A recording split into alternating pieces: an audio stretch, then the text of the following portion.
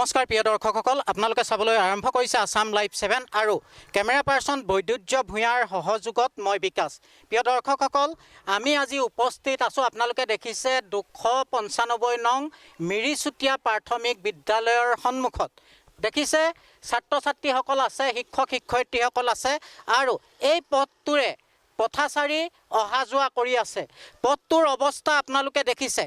যি সময়ত এইসকল শিক্ষক শিক্ষয়িত্ৰীয়ে মানৱ সম্পদ গঢ়াৰ নিৰলস প্ৰচেষ্টাত বৰ্তি হৈ আছে, সেই সময়তে এইফালে থকা দুটা ইটা ভাটা আজি এই ছাত্ৰ ছাত্ৰীসকলৰ, এই শিক্ষক শিক্ষয়িত্ৰীসকলৰ আৰু পথাচাৰীসকলৰ কাৰণে জীৱনৰ বাবে ভাবুকি কঢ়িয়াই আনিছে। মই পুনৰ কওঁ, যি সময়ত এইসকল শিক্ষক শিক্ষয়িত্ৰীয়ে মানৱ সম্পদ গঢ়াৰ আখৰাত ব্যস্ত আছে, সেই সময়ত কিন্তু এইসকল ছাত্ৰ ছাত্ৰীৰ ভৱিষ্যতৰ প্ৰতি, এই ছাত্ৰ ছাত্ৰীসকলৰ বৰ্তমানৰ প্ৰতি কোনো দায়বদ্ধতা নাই।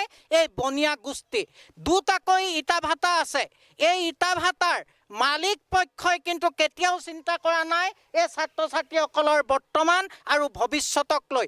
কেনেকুৱা এটা পৰিৱেশৰ মাজত এই ছাত্ৰ ছাত্ৰীসকলে শিক্ষা আহৰণ কৰিব লগা হৈছে আৰু এই শিক্ষক শিক্ষয়িত্ৰীসকলে দৈনিক ছাত্ৰ ছাত্ৰীসকলক শিক্ষাদান কৰিব লগা হৈছে, আপোনালোকে দেখিব পাৰিছে।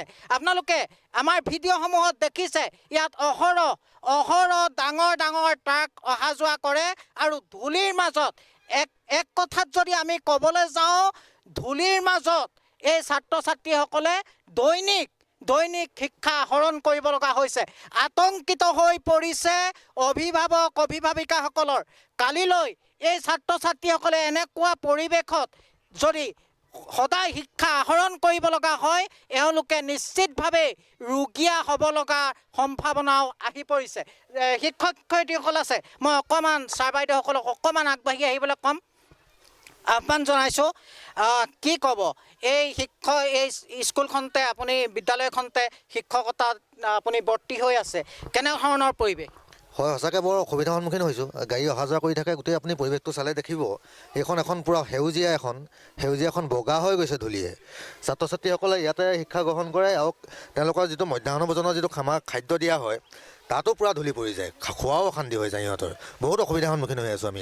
এই যি দুটা ইটা ভাটা আছে, মালিক পক্ষই ইয়াত পানী মৰা ব্যৱস্থা কৰে নাই ৰাস্তাত? পানী মৰা ব্যৱস্থা মানে কি ক'ব, আমি ছাত্ৰ ছাত্ৰীসকলক ধৰি কেতিয়াবা এই গাৰ্জেনো লৈ আহোঁ, এডোখৰতে লাং মাৰি দিওঁ, তেতিয়া এদিন দুদিন দিয়ে, তাৰপিছত আকৌ বন্ধ হৈ থাকে। এতিয়া আপুনি দেখিছেই, আজি বহুত দিন পানী মৰাই নাই ইয়াত, সেইটো অৱস্থা চলি আছে। বাইদেউ কি ক'ব? মই ক'বলৈ গ'লে শিশুসকল যেতিয়া স্কুললৈ আহে, নাকতে সেই সোপা মাৰি তেওঁলোকে আহে আৰু চোলা পেণ্টত কোনো ধূলিয়ে পোত খাই যায় আৰু চোলাটো জোকাৰি দিয়ে এনেকৈ, আৰু আমিও তেনেকৈ আহিবলগীয়া হৈছে। আজি যদি বগা মোজা পিন্ধি আহে ক'লা জোতাত, সেই বগাই হৈ যায় আৰু ইমানেই ধূলি হয়। আৰু এই মিৰিচুতীয়া চেলেংগা তিনিআলি এই দুটা ভূটাৰ মাজত এই ৰাস্তাত আৰু অহা যোৱা ধূলি মাকতিয়ে মানে নাকত সোপা মাৰি আহোঁতে পানী লগা জ্বৰ, কাহ, অসুখ এই বেমাৰতে যাৰ পৰা ভুগি আছে। কিন্তু সদায় ডক্তৰ ট্ৰিটমেণ্ট কৰিলে কি হ'ব? কানি কাপোৰ কাৰণে চাফা কৰিবলৈ সদায় চাবোন লাগিব, সদায় ধুব লাগিব। আজি এই পৰিৱেশে হৈছে, চকুত ধূলি সোমাই চকু অসুখ হয়, তেতিয়া চকু ট্ৰিটমেণ্ট কৰিবগৈ লাগিব। এইখিনি ব্যৱস্থাৰ কাৰণে আজি মানুহে কঠোৰ পৰিশ্ৰম নাই কৰা, কিন্তু আজি যিটো ধৰিব লাগে সেইটো নধৰে। ইটা ভাটাকেইটা মালিক কোন? মালিকে এজন হৈছে উমেশ সিংহ আৰু এজন হৈছে মনোজ সিংহ।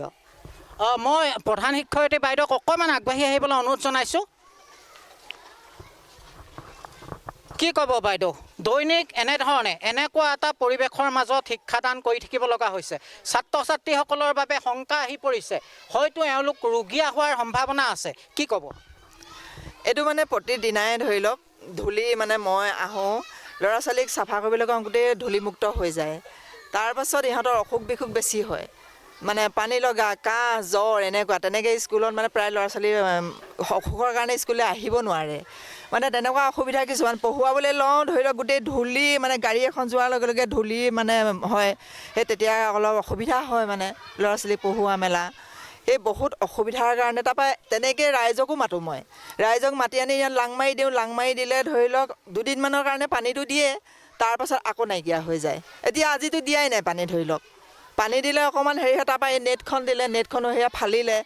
এতিয়া সেইবিলাকে অসুবিধা আৰু মানে। তাৰমানে ইটা ভাটাৰ মালিক পক্ষই ছাত্ৰ ছাত্ৰীসকলক লৈ কোনো দায়বদ্ধ নহয়।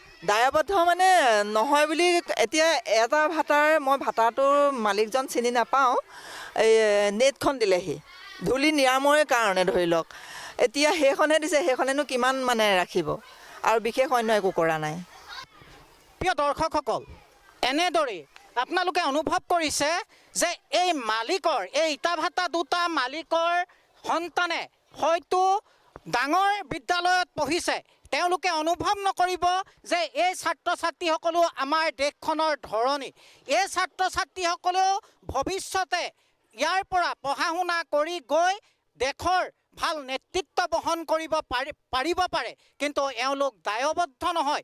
কেৱল মাত্ৰ টকাৰ পিছত দৌৰি ফুৰা এই ইটা ভাটা দুটাৰ মালিক পক্ষ দায়বদ্ধ নহয় এই ছাত্ৰ ছাত্ৰীসকলৰ বৰ্তমান তথা ভৱিষ্যতক লৈ। আৰু এনেদৰে দৈনন্দিন চলি আছে এই যাতায়াতী ব্যৱস্থা।